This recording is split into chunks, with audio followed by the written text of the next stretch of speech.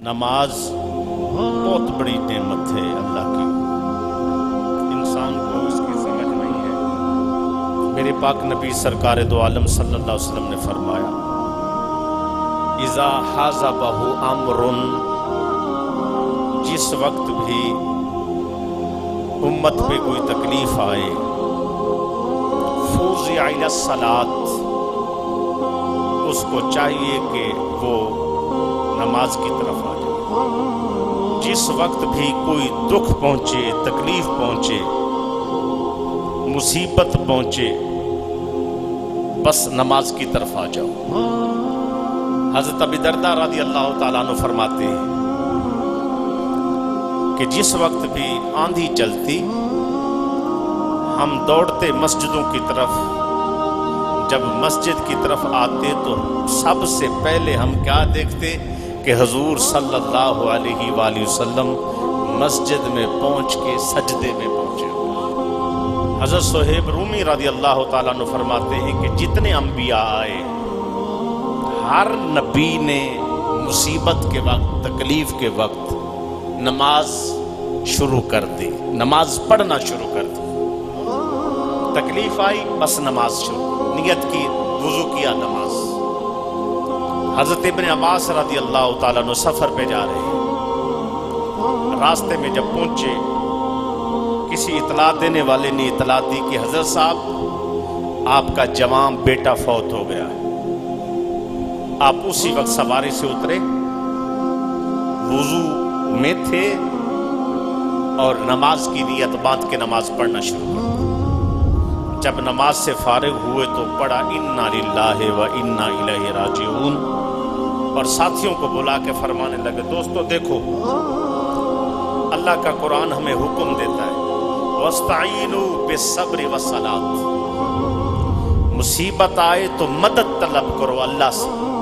वस्ताईनु बिस्सब्रि वस्सलात, मदद चाहो अल्लाह की, सब्र के साथ और नमाज के साथ।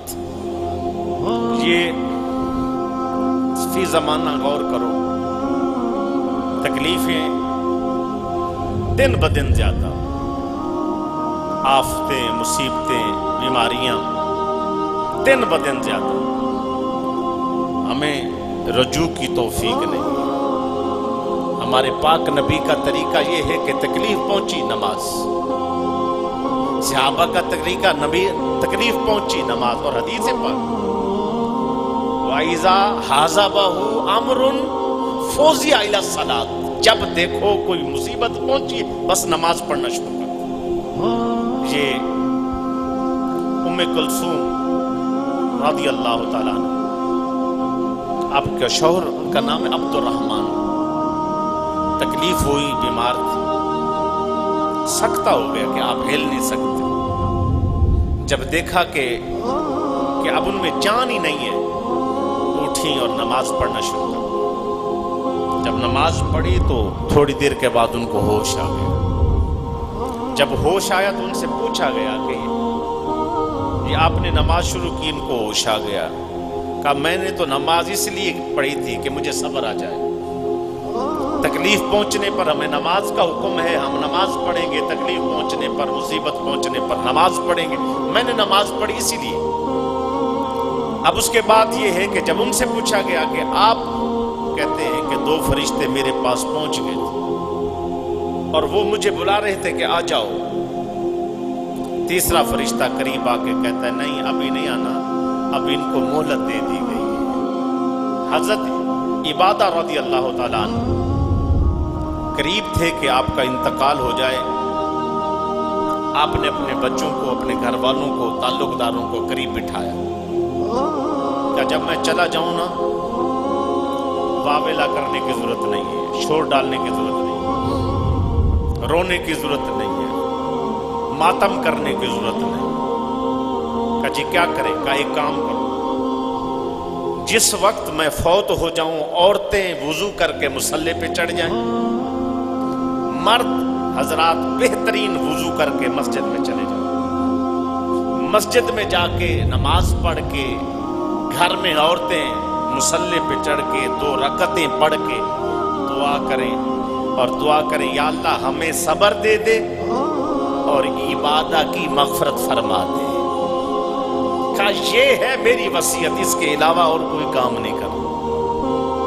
آپ مرگ کے اوپر دیکھ رہے ہیں کہ جب جس وقت موت آتی ہے یا کوئی ایسا معاملہ گھر میں ہوتا ہے، اللہ محفوظ فرمائے، کس قدر